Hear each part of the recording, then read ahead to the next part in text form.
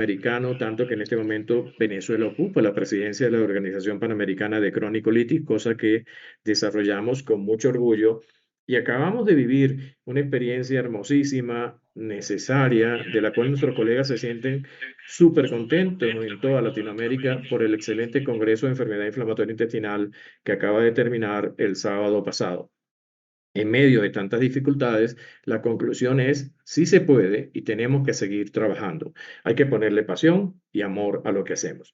Cuando hablamos de enfermedad inflamatoria intestinal, nos estamos refiriendo a dos patologías, colitis ulcerosa y enfermedad de Crohn. Pero hay un grupo que no es nada despreciable el porcentaje, un 10%, colitis indeterminada. Son aquellos pacientes en los cuales no estamos seguros si realmente es una colitis ulcerosa, si realmente es una enfermedad de Crohn, pudiera tener aspectos bastante característicos de uno o de otros, y es ahí donde vamos a tener que trabajar fuertemente para decidir exactamente cómo queda clasificado nuestro paciente. En relación, y eso lo hablamos súper en detalle, lamentablemente no estaban conectados, la fisiopatología de la enfermedad inflamatoria intestinal, enfermedades muy complejas, muy heterogéneas, que pudiera ser el inicio con ese antígeno bacteriano que va a provocar en esa mucosa del tubo digestivo una respuesta inflamatoria prolongada, grave, de forma inapropiada en aquellos pacientes que tienen una predisposición genética.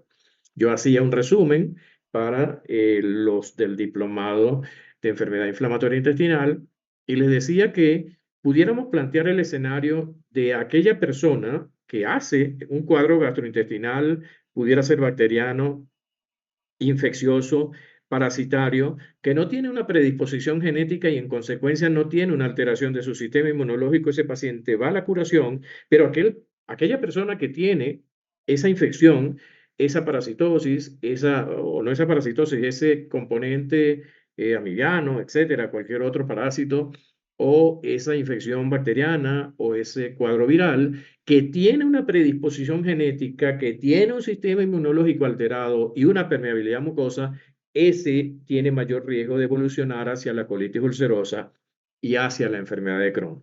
Resumimos entonces la fisiopatología de la enfermedad inflamatoria intestinal con una teoría infecciosa, porque puede ser el antígeno bacteriano el disparador, con una teoría genética, porque hay muchos de los pacientes que están predispuestos genéticamente, con una teoría inmunológica, porque definitivamente la alteración de esa barrera está presente y la alteración de esa permeabilidad mucosa está presente, con una teoría infecciosa que es esa disbiosis que va a desencadenar al penetrar por la permeabilidad alterada a la luz intestinal y desencadenar entonces la liberación de las citoquinas proinflamatorias que llevan al cuadro clónico, llámese colitis ulcerosa o enfermedad de Crohn.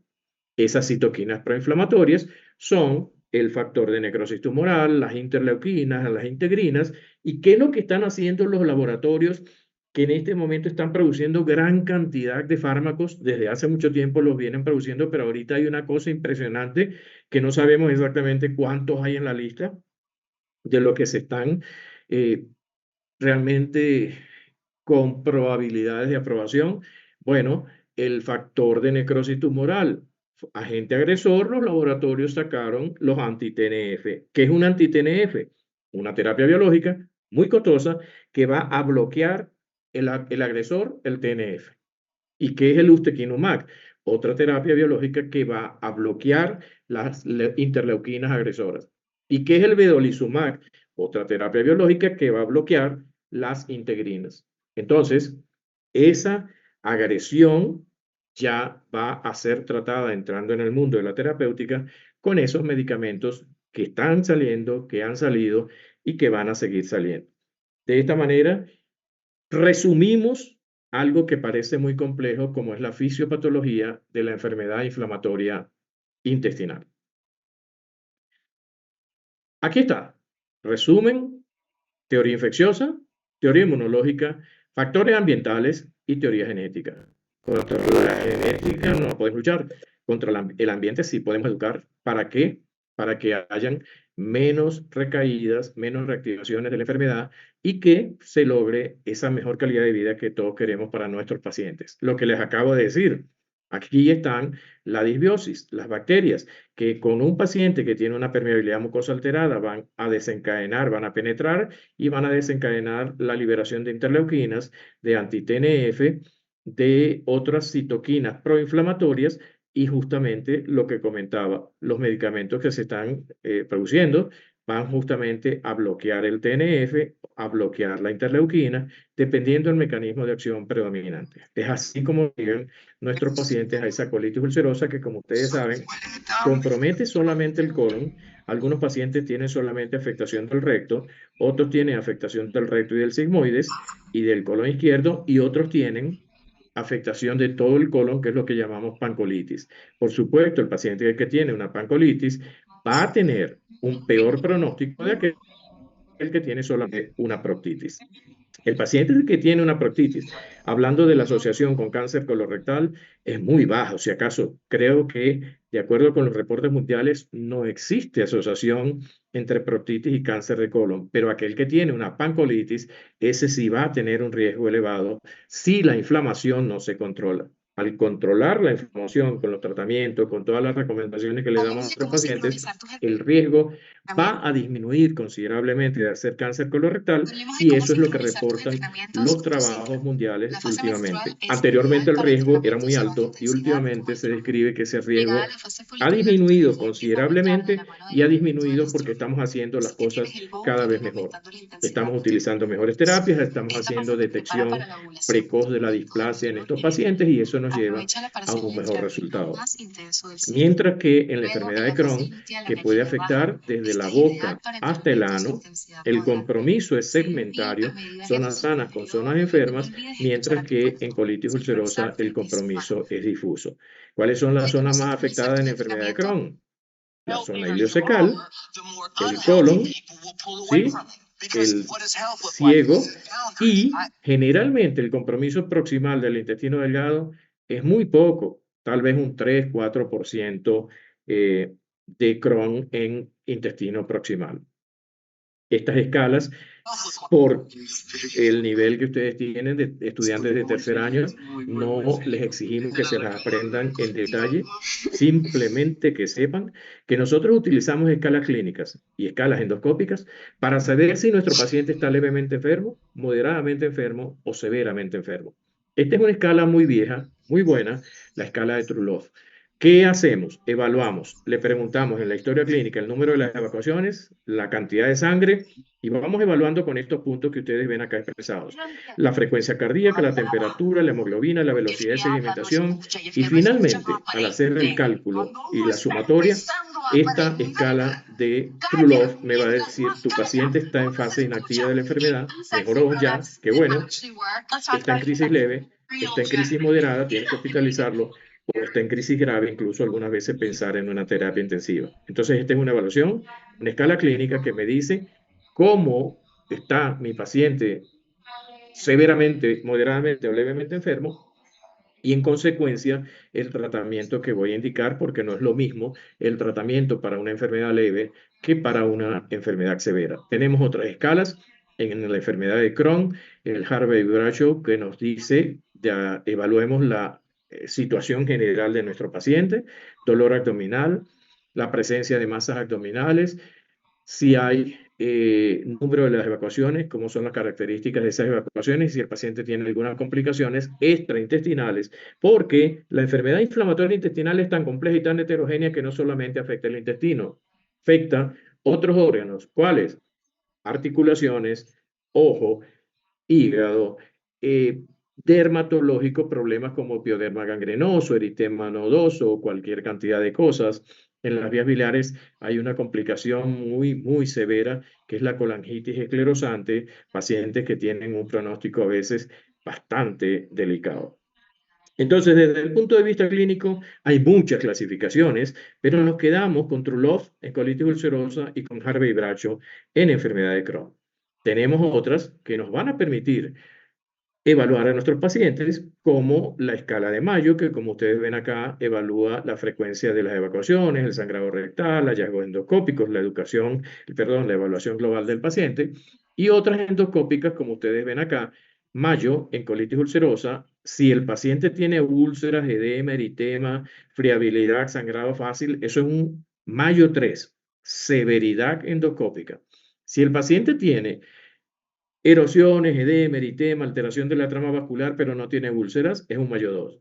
Si tiene edema, alteración de la trama vascular, no hay unas erosiones ni ulceraciones, nuestro paciente lo podemos clasificar de acuerdo con Mayo como 1 y qué bueno, si este paciente o este paciente que hace 6 meses tenía un Mayo 3 o un Mayo 2, luego de ese tratamiento correcto, hecho con buena adherencia, con buen cumplimiento, evoluciona y ahora lo tenemos en un Mayo 1 o en un Mayo 0. Eso es lo ideal. Qué bueno, están las cosas evolucionando bien. Pero si hace 6 meses le hice la endoscopia, la colonoscopia, la ileocolonoscopia a nuestro paciente y vimos que había un Mayo 3 y ahora hacemos la ileocolonoscopia de control y nos conseguimos con un Mayo 3 o un Mayo 2, las cosas no van muy bien. Piensa lo que vas a hacer. Tienes que optimizar el tratamiento porque hay algo que no está funcionando. Y es ahí donde tenemos que abrir el abanico de las posibilidades.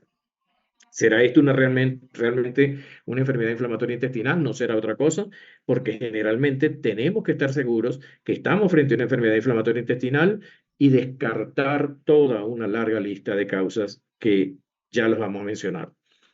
En la clasificación de Montreal nos dice si tu paciente tiene colitis ulcerosa, una afectación del recto, clasifícalo como E1, E de tensión. Si tiene rectus sigmoides, colon izquierdo, clasifícalo como E2 y si tiene todo el colon inflamado es una E3. Así van a ver los informes de nuestras colonoscopias en las historias que ustedes van a revisar.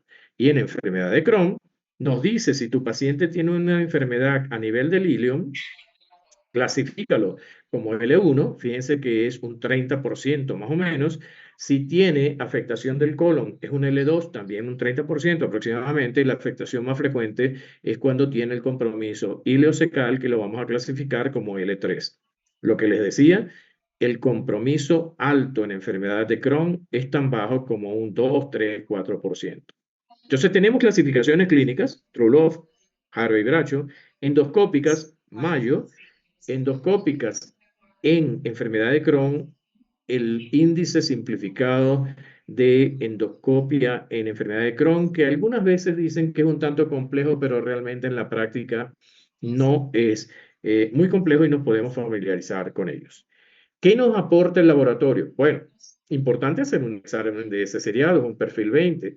Algunas veces vemos con frecuencia, y esto es importante recordarlo, que nuestros pacientes tienen amibiasis asociada y es importante que ustedes en sus ambulatorios, cuando asistan a la parte cuando vayan a la parte asistencial, ese paciente que hace 6 meses tuvo una amibiasis, que hace 4 meses tuvo otra amibiasis y hace 2 meses tuvo una amibiasis, cuidado, ese paciente muy probablemente desde un principio tiene una enfermedad inflamatoria intestinal, una colitis ulcerosa, generalmente porque tiene sangre, evacuaciones mucosanguinolentas, eh, diarreas que no han mejorado. Eso nos hace pensar en colitis ulcerosa y esas amibiasis de repetición pueden ser un dato importante en esa historia clínica, coprocultivo de ser necesario. Cuando el paciente no evoluciona favorablemente, tenemos que hacer la toxina del Clostridium difícil porque pudiera estar complicando la evolución de la enfermedad. Y estos marcadores serológicos que recuerden, ustedes lo han visto tal vez en algunas oportunidades, el ANCA, el ASCA, prácticamente no los estamos utilizando porque hay otras cosas que nos ayudan. En esos casos de colitis indeterminada, cuando estamos como que un tanto confundidos de realmente si mi paciente tiene una colitis ulcerosa o una enfermedad de Crohn, pudiera ser que ANCA nos dé positivo, pero eso no nos quiere decir que es específico y que se trata de una colitis ulcerosa o si es un ASCA positivo, pudiera ser una tuberculosis, no solamente se ve positivo en enfermedad de Crohn. Aquí hablar de calprotectina, esto es un marcador fecal bastante bueno, pero bastante bueno no para el diagnóstico, sino para el seguimiento de la enfermedad. Si nuestro paciente tiene al inicio una calprotectina en 1000, le hago su tratamiento, se cumple al pie de la letra y hago a los 3 meses un control y la calprotectina está en 200, la cosa va muy bien. Perfecto, sigue así, pero si la calprotectina estuvo en un principio en 800, le hago su tratamiento, le hago a los 3 meses la calprotectina y está en 700, mira, mosca porque no van las cosas bien y tienes que pensar qué pudiera estar pasando. Reajustar, optimizar el tratamiento, porque definitivamente nos está ayudando la calprotectina, repito, como un marcador de inflamación. No solamente en enfermedad inflamatoria intestinal, hay muchas causas que pueden alterar la calprotectina fecal y por eso se convierte en algo que tiene valor en el seguimiento de la enfermedad y no en la parte diagnóstica. Es importante que se familiaricen con estas imágenes. Esto es un colon normal, transverso, colon ciego, colon ascendente, válvula ileocecal. Y ahora comparen estas imágenes con lo que viene. Una mucosa completamente ulcerada, friable, fácilmente sangrante, edematosa, en una colitis ulcerosa. Friabilidad, ulceración, compromiso difuso de la mucosa, colitis ulcerosa, úlceras profundas. Mientras que podemos ver mucosa inflamada con ulceraciones más profundas, porque en Crohn el compromiso es más profundo que en colitis ulcerosa, eso es lo que se dice, y esta mucosa en empedrado es típica de una enfermedad de Crohn. Ahí vemos mucosa edematosa entre úlceras profundas y estenosis que se ven en enfermedad de Crohn y no se ven en colitis ulcerosa. Úlceras rodeadas de mucosa sana que se ven en un paciente con enfermedad de Crohn. Mucho cuidado, eso puede ser una tuberculosis. Por eso es que siempre hay que abrir el abanico del diagnóstico diferencial y estar seguros que estamos frente a una colitis ulcerosa o a una enfermedad de Crohn. Otros procedimientos que nos pueden ayudar en el diagnóstico. La cápsula endoscópica es un tema muy controversial. Realmente en la práctica nosotros en nuestra unidad de enfermedad inflamatoria intestinal del Hospital Vargas de Caracas, que nos hemos convertido en un centro de referencia nacional, utilizamos muy poco la cápsula. Tiene su costo y hay otros procedimientos que nos ayudan, como por ejemplo la ileocolonoscopia, que en un gran porcentaje de los pacientes nos dice si tu paciente tiene una enfermedad inflamatoria intestinal. Surge la pregunta, aquí está, una imagen de un paciente con una cápsula. Se vio una úlcera, pero esto puede ser por antiinflamatorios no esteroideos, puede ser bacteriano, puede ser múltiple la causa, puede ser un Crohn, pero tiene la limitante de la cápsula que no me permite tomar la biopsia. Mientras que la enteroscopia, que es un procedimiento endoscópico, que como ustedes ven acá, tiene doble balón. Hay diferentes tipos. En este caso, progresando el instrumento, voy a poder revisar todo el intestino delgado y ver si hay lesiones, tomar biopsia y se la mando al patólogo para que el patólogo me diga qué puede ser eso, a diferencia de la cápsula que no permite la toma de la biopsia. Acá vemos una enteroscopia con una úlcera, se tomó la biopsia y la biopsia el patólogo reportó granulomas, etcétera, criterios compatibles con enfermedad de Crohn. Y el punto importante que no lo olviden, la biopsia no siempre es diagnóstica en enfermedad de Crohn ni en colitis ulcerosa. Y esto es un punto controversial que hemos visto en Latinoamérica, es que los patólogos no nos ayudan, no nos están aportando la información que necesitamos. Y la respuesta está aquí. Los patólogos no pueden inventar, pero eso sí, tenemos que tener patólogos enamorados, debemos tener patólogos enamorados de la enfermedad inflamatoria intestinal, que sientan amor por lo que hacen, que conozcan muy bien la enfermedad inflamatoria intestinal. Nos pueden reportar granulomas en un 50% de los casos, agregados linfoides, fibrosis, y nos dice el patólogo, sí, esto parece ser una enfermedad de Crohn. Algunas veces me dice, no le puedo asegurar que sea una enfermedad de Crohn, y es ahí donde debo hacer los demás estudios y correlacionando toda esa información, digo, sí, hago el diagnóstico diferencial, no tiene otras cosas, estamos frente a una enfermedad de Crohn. Igual con los accesos críticos, la depresión de mucina, la distorsión glandular, la plasmocitosis basal que no está expresada acá, esos son elementos, tips que no deben faltar en un informe de una colitis ulcerosa. En conclusión, la biopsia tiene valor, debe ser hecha por un patólogo enamorado de la enfermedad inflamatoria intestinal. No siempre es diagnóstica, pero nos ayuda considerablemente. Aquí está el valor de las imágenes. Esto es una enterotomografía. Realmente los radiólogos pasan a ser elementos valiosísimos dentro de nuestros equipos multidisciplinarios porque nos aportan toda esta información valiosa. En este caso, este fue hecho por un médico que realmente lo admiramos por el amor que le pone a lo que hace. Esto es el signo del peine que se ve por incurgitación vascular en pacientes con inflamación en enfermedad de Crohn y se convierte en un método diagnóstico, como les dije, de valor que nos dice, junto con el patólogo y el equipo multidisciplinario, estamos frente a una enfermedad de Crohn o por el contrario, pienso que pudiera ser otra cosa. La resonancia, enteroresonancia me va a describir los trayectos fistulosos y me va a decir si ese trayecto fistuloso luego del tratamiento que indiqué ya cerró o si por el contrario no respondió favorablemente. Y algo que en este momento está surgiendo y en Argentina acabamos de hacer un workshop de ecografía intestinal que nos llena de entusiasmo y optimismo, porque lo que queremos como PANC, Organización Panamericana de Cronicolitis, es llevar a toda Latinoamérica este método diagnóstico valiosísimo como es la ecografía abdominal. Con ecografía abdominal yo puedo ver lesiones que se ven en una enterotomografía y que por los costos es difícil hacerlo en nuestros países latinoamericanos. Entonces, la ecografía intestinal surge como un método diagnóstico valiosísimo en enfermedad inflamatoria intestinal. Y este abanico que ven acá es lo que le digo siempre a mis alumnos de pregrado y posgrado. Vamos a abrir siempre el abanico del diagnóstico diferencial. ¿Será una amibiasis? Acá vemos úlceras, erosión, sangrado, pero hay la mucosa alrededor es sana, cosa que no se ve en colitis ulcerosa. Entonces hay elementos que nos ayudan a pensar si esto se trata de una amibiasis o si es una colitis ulcerosa. En este caso, el paciente consulta por diarreas, recibió antibióticos durante varios meses o varias semanas o días. Y ahora llega con esta colonoscopia, le hacemos la hilocolonoscopia, observamos estas membranas blanquecinas en un paciente con una colitis pseudomembranosa. Seguimos.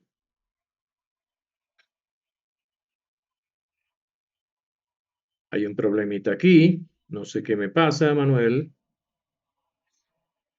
Algo pasó con la diapositiva.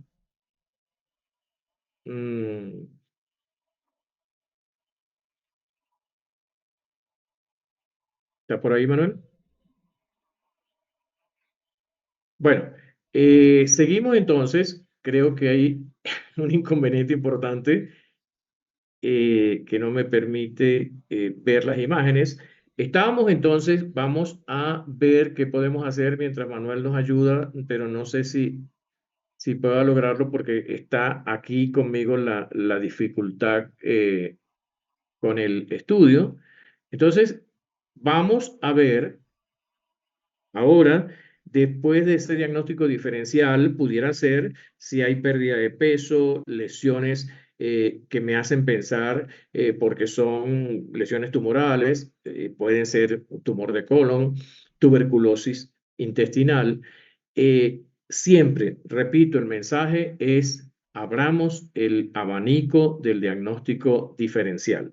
Pensemos, estemos seguros que se trata de una enfermedad de Crohn. Ok, déjame ver si aquí logro hacer este cambio. Listo, vamos a ver si puedo seguir. Ok, rectitis, aquí vemos este paciente que tiene una sangrado, una rectorragia, llega, tiene antecedentes cardiovasculares y entonces nos damos cuenta que esto se trata de una colitis isquémica. Antecedentes cardiovasculares, hipertenso, etcétera, llega con una rectorragia, diagnóstico de diferencial, colitis isquémica. Volvemos al punto, al problema, seguimos acá, vamos a perseverar. Ahí tenemos lo que les decía: un paciente con pérdida de peso, diarrea crónica, un tumor de colon, una paciente con un cáncer de cuello uterino que recibió radioterapia y ahora se nos presenta con rectorragia, rectitis actínica. Y qué decir, les decía que les mencionaba que no solamente la enfermedad inflamatoria intestinal afecta el intestino, afecta también múltiples órganos como artritis, como articulaciones, como ojos, como piel, como problemas hepatobiliares, amiloidosis, etcétera, por lo que debemos evaluar a nuestros pacientes con un equipo multidisciplinario. La enfermedad es tan compleja y es tan heterogénea que debe estar ese equipo multidisciplinario y estamos trabajando fuertemente en todos los países latinoamericanos para crear equipos multidisciplinarios, que nuestros pacientes con enfermedad inflamatoria intestinal sean evaluados de manera integral y no solo el gastroenterólogo. Ahí tiene que estar un equipo enamorado, y lo repito porque definitivamente se ha convertido en un término de todos los días en enfermedad inflamatoria intestinal, esa pasión que debemos tener cuando tratamos a nuestros pacientes con enfermedad de Crohn.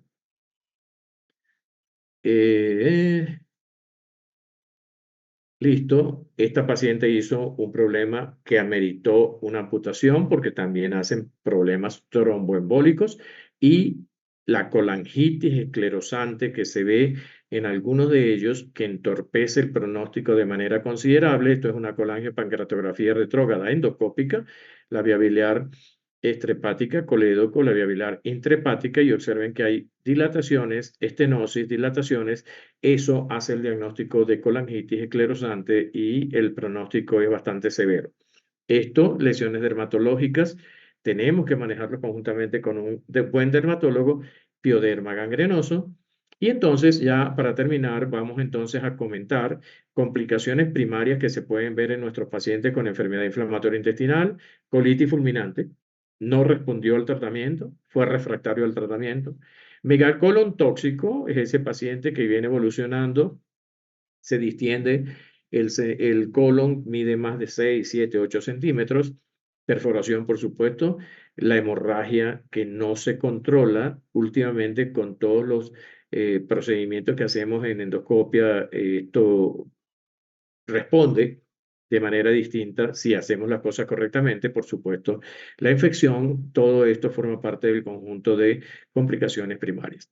Llegamos ya, para terminar, a la parte del tratamiento, y como ustedes están en tercer año de medicina, no tenemos que insistir demasiado en ello, pero sí decirles que anteriormente nosotros buscábamos la mejoría de los síntomas en nuestros pacientes. En este momento la meta es, sí, la mejoría de los síntomas, la mejoría del laboratorio, la mejoría de las imágenes y esa mejoría de la endoscopia. En conjunto lo llamamos remisión profunda, que con ese tratamiento que le hemos indicado a nuestro paciente, la respuesta sea una mejoría de todos estos elementos, esa remisión profunda, y en consecuencia la respuesta que va a tener nuestro paciente, esa calidad de vida que todos estamos buscando para ellos.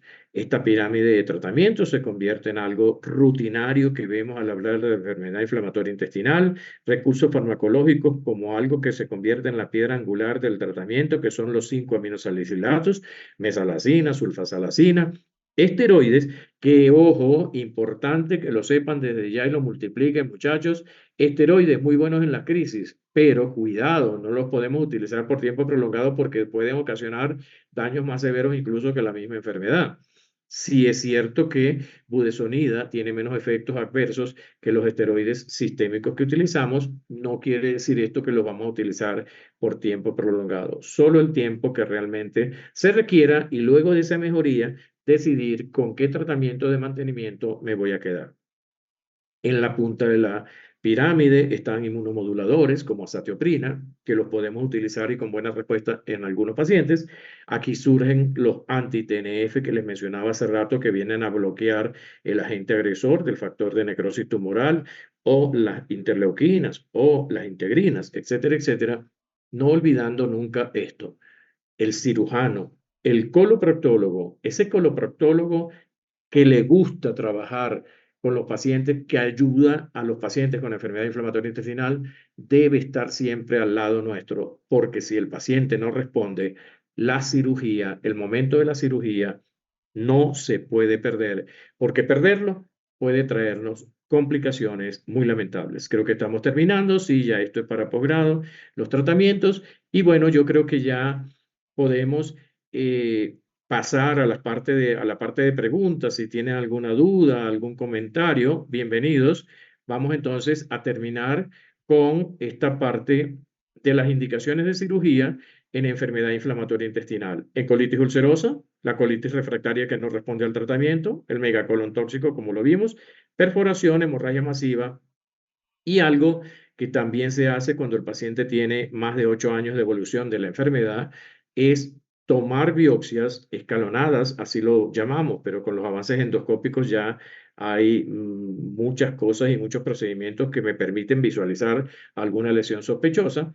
Después de esos 8 años de evolución de la enfermedad, hay que buscar biopsias múltiples para ver si pudiera existir alguna displasia, y el hecho de que se consiga una displasia en enfermedad inflamatoria intestinal son palabras mayores y hay que discutir el caso una vez que el patólogo y un segundo patólogo la confirma, decidir cuál es la conducta que vamos a seguir con nuestros pacientes. Indicaciones de cirugía en enfermedad de Crohn, obstrucción, fístulas, accesos que se ven más en enfermedad de Crohn, raramente en colitis ulcerosa, megacolon tóxico también lo vemos, perforación, fracaso del desarrollo en los adolescentes y la refractariedad al tratamiento, como lo vimos también en colitis ulcerosa. Con estas indicaciones de cirugía, ahora sí terminamos la parte de enfermedad inflamatoria intestinal y entonces venimos a la parte de las preguntas. Con mucho gusto les aclaro todas las dudas que puedan ustedes tener. Adelante. Hay dudas, hay preguntas en el chat, todos están presentes. Al principio, ¿alguna duda, algún comentario? Valentina, Cherilyn, María Eugenia, María Paulina, abran el micrófono y con toda confianza hagan sus preguntas y aclaremos las dudas que pudieran tener. Jorge, ¿tienes alguna pregunta? Andrea, Dayana, ¿se durmieron? Erika, hay como que esta conversación se convirtió en un diazepam porque creo que se me durmieron todos. No, doctor, Ja. todo claro. Muchísimas gracias por la clase. Me asusté. Yo dije, se me durmieron, no puede ser.